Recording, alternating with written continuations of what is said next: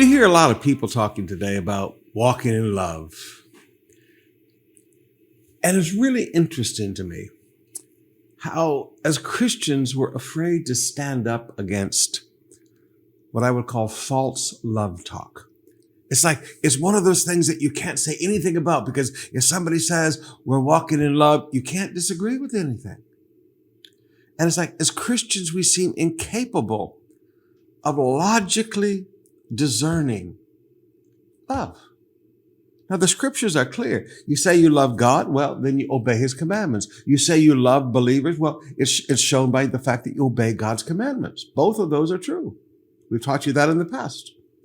But now, John says, all right, let's talk about another one of these we knows. We know what real love is, okay? Let's not talk about this worldly concept of love. Let's not talk about this wishy-washy. And our old brother Alcantara used to say that back in the 80s. Let's not talk about this wishy-washy kind of love. We know what real love is because Jesus gave up his life for us. So we ought also to give up our lives for our brothers and sisters. What is real love? Real love sacrifices for others. Real love does not exploit people. Real love does not use people. Real love sacrifices for people. You know, there's so much in Christianity, especially on Facebook Christianity, that is a frustration to me. One of them is what I call trophy shots, where someone who's not living right wants to get trophy shots with people that are living right to validate their life. Is that sacrificial love? Or is that exploiting somebody else's reputation to try to clean up your own nasty reputation? Now that's something to think about. Real love, verse 17. If someone has enough money to live well and sees a brother or sister in need but shows no compassion, how can God's love be in that person?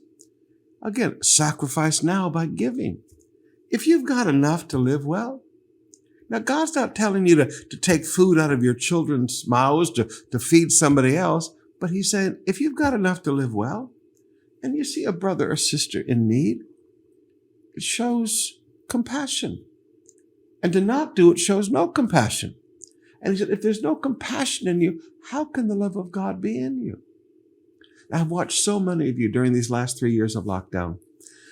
You know, you had a job, you were continuing to earn, and really your expenses were cut because you didn't have to go to work every day. You were work from home. You didn't have to buy clothes. You didn't have to eat lunch out every day. So you were really able to save some money, but you saw other friends that lost everything.